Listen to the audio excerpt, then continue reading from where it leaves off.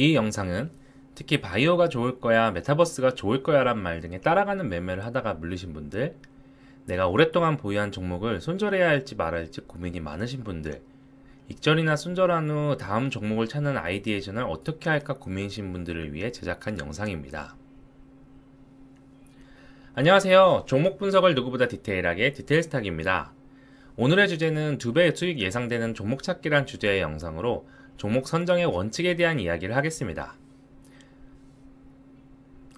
먼저 제가 종목을 선정하는 근거에 대한 설명을 위해 지금까지 100% 이상의 수익, 즉 원금의 2배가 갔었던 종목을 리뷰 분석해 보겠습니다. 한국 증시에 워낙 많은 종목이 있습니다. 그 중에는 10배로 올라간 텐베거도 있겠죠? 전 아직 텐베거 맛은 보지 못했으므로 부족하지만 그동안 직접 투자했던 종목과 함께 투자했던 동료의 종목을 베이스로 어떠한 기준으로 종목을 선정하는지 그 이유를 말씀드리려고 합니다. 단 작년은 코로나 팬데믹으로 시장 전체가 저점으로 시작했기 때문에 2배에서 3배 이상의 성장을 보인 종목이 워낙 많습니다. 올해는 연초 종가 기준으로 코스피가 10% 수준 정도 성장했으므로 그동안 아웃퍼폼한 종목으로 한정해 말씀드리겠습니다. 첫 번째 기준은 구조적으로 성장하는 시장에서 실적도 성장하는데 저평가되어 있는 종목입니다. 예시로는 오스템 임플란트, 골프존, SJ그룹을 들 수 있는데요. 오스템 임플란트의 경우 국제 임플란트 기업 중 4위 정도의 규모인데 한국과 중국에서의 점유율은 1등입니다. 그리고 중국은 고령화로 인해 점차 임플란트 산업이 커지고 있고 한국 시장의 경우도 점차 임플란트 보험 적용 개수가 많아질 가능성이 높습니다.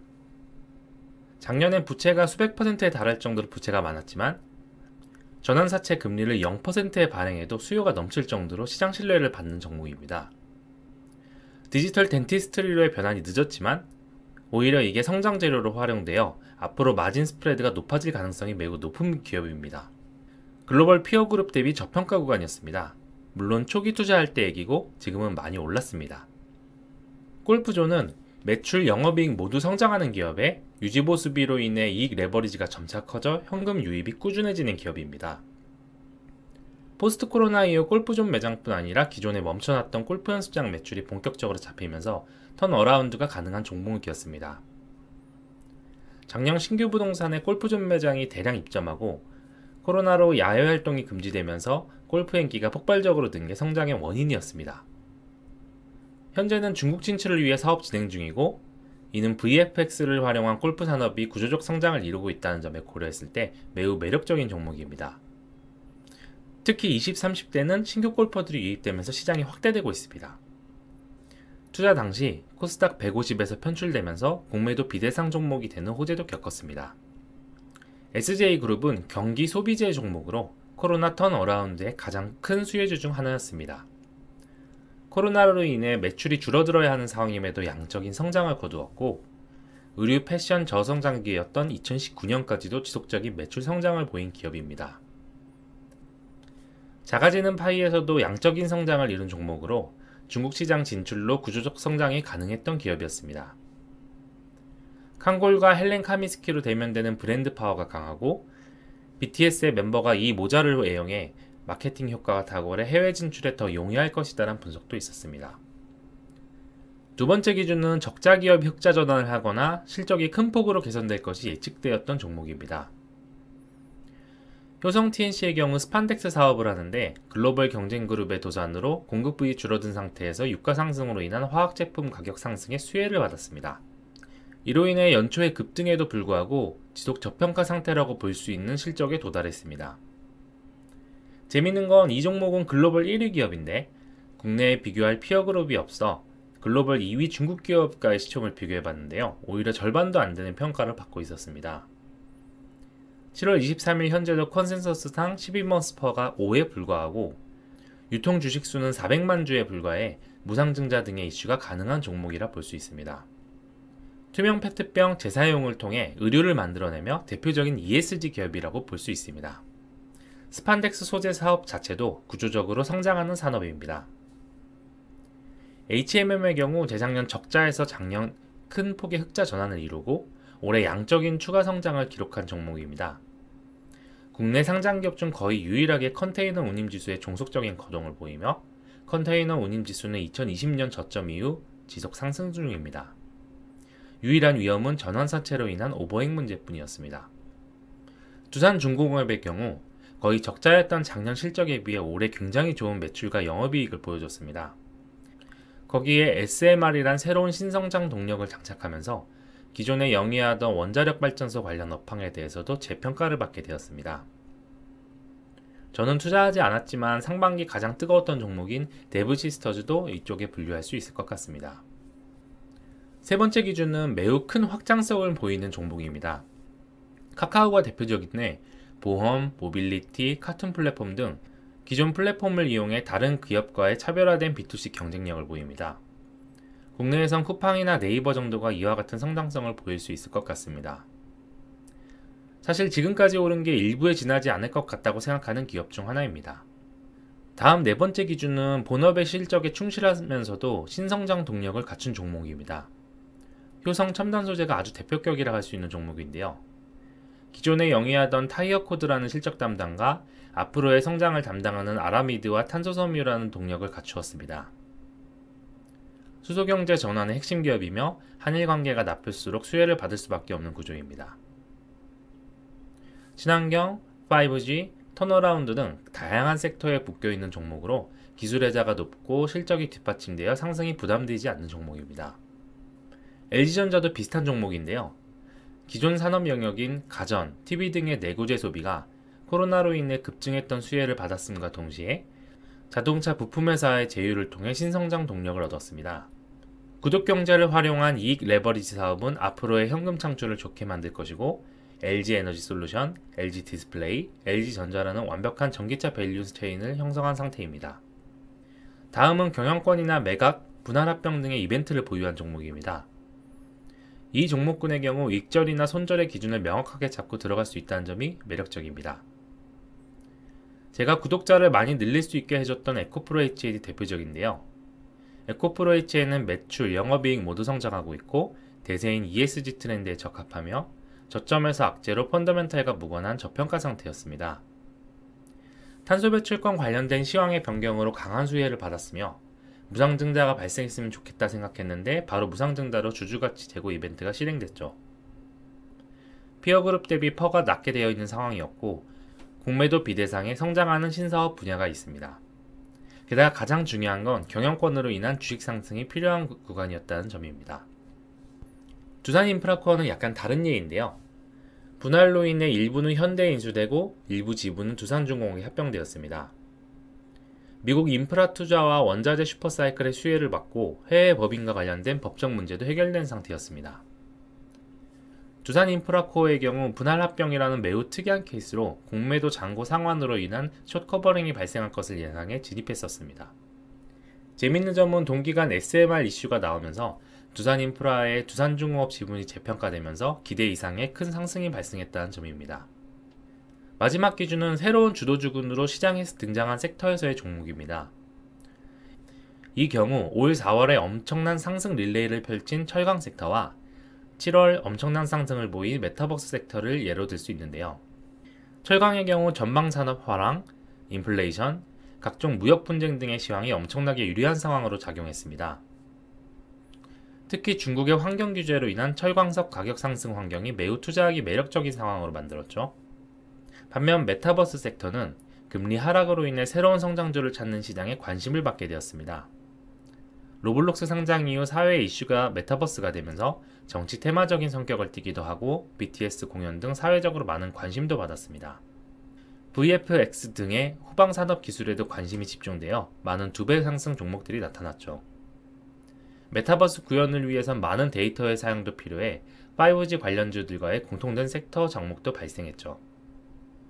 정리하면 구조적으로 성장하는 섹터에 종목이 저평가되어 있거나 실적 턴어라운드나 엄청난 성장을 보이는 경우, 종목 자체의 다양한 분야의 확장성이 있거나 본업 외에도 신성장 동력을 갖춘 종목, 특히 그 분야가 ESG라면 매력적이겠죠.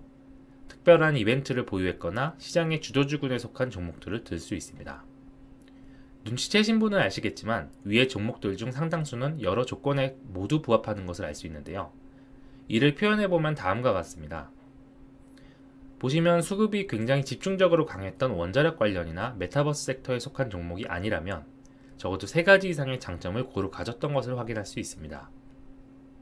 그렇다면 우리가 종목을 고를 때는 단순히 어떤 사업을 영위해서 전망이 좋다 해서 그치는 게 아니라 그게 구조적인 성장을 이룬 분야인지 신성장 동력을 갖췄는지 다방면의 조건을 따져볼 필요가 있다는 겁니다. 앞으로 종목 소개를 할 땐 이런 체크포인트를 기반으로 소개를 해드리겠습니다. 좋은 종목을 고를 뿐 아니라 그 종목이 시장의 흐름에 순행하는지 역행하는지 여부도 알아봐야 합니다. 그 어떤 종목도 시장을 이길 수는 없으니까요. 여기서 시장의 흐름이란 유가나 채권의 동향, ESG 등 매크로 관점의 변화입니다. 이런 모든 조건을 검토한다면 꾸준하고 지속적인 수급이 들어온 종목을 고를 수 있습니다. 특히 그와 함께 시가총액이 한 2천억에서 1조 원 사이를 만족한다면 보다 큰 상승률을 기대할 수 있습니다. 무엇보다 급등이 아니라 천천히 올라감으로써 천천히 매매할 수 있는 조건이 갖춰지게 됩니다.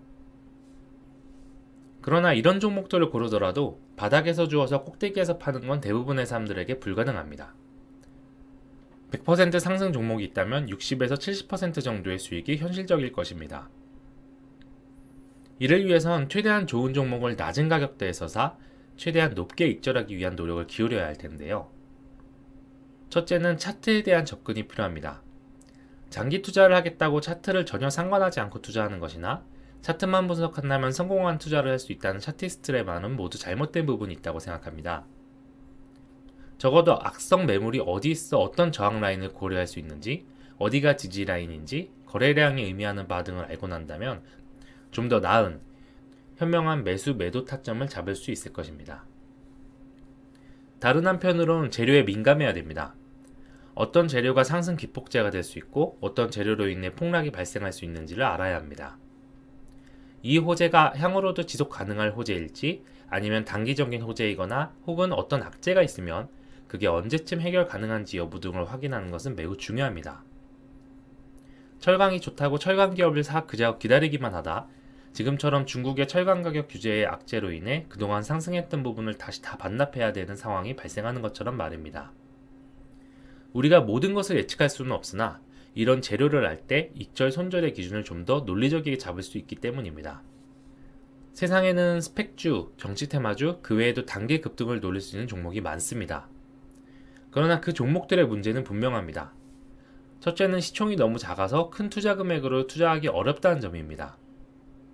두 번째는 조금이라도 이익이 나면 금방 팔아버리기 때문에 50% 이상의 수익을 얻기 어렵다는 점입니다.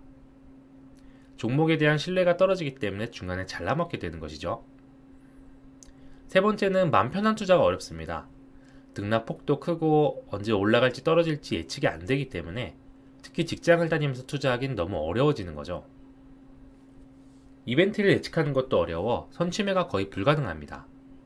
이는 투자자로 하여금 따라가는 매매를 하게 만들죠. 물론 이런 문제는 기술과 실력으로 극복할 수 있습니다. 그렇지만 저는 직장을 다니는 개인 투자자에게 이건 불가능하다고 생각하며 더 느린 투자를 통해 기업 본연의 가치에 투자하는 게 오히려 큰 수익금을 낼 거라 확신합니다.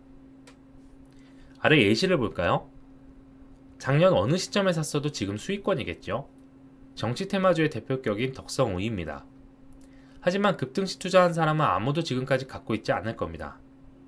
짧은 매매를 통해 약간의 수익만을 얻고 그것도 나중에는 급한 하락과 함께 수익 마진이 줄어들었을 겁니다.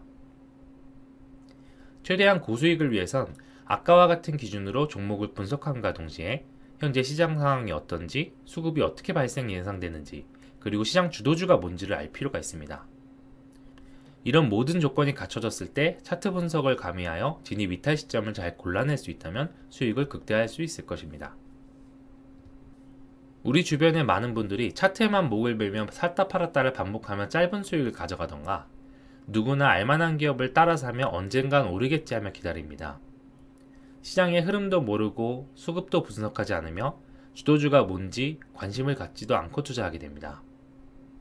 누군가의 분석이 아니라 내가 직접 보고서를 읽고 판단하고 정리해보는 것이 투자의 첫걸음이라고 생각합니다. 제가 이 영상을 찍은 건 주식 투자를 하시는 분들에게 이런 공부를 더 해보는 게 어떠냐고 권해드리고 싶었기 때문입니다. 한편으론 제 경험에 대한 공유를 통해 제 실력을 더 늘려주는 발판도 될 것이고 또 구독자 여러분께 제가 도움을 받는 부분도 반드시 생길 거라 믿기 때문입니다. 다음 주제는 제 관점에서 봤을 때 현재 시장의 흐름과 흐름을 읽기 위한 기본적인 지표에 대해 설명하는 영상을 올리려고 합니다. 아마 그 사이에 종목 분석 영상 하나는 찍겠지만요. 오늘의 영상 여기서 마치겠습니다. 좋아요, 구독, 알림 설정 부탁드립니다. 감사합니다.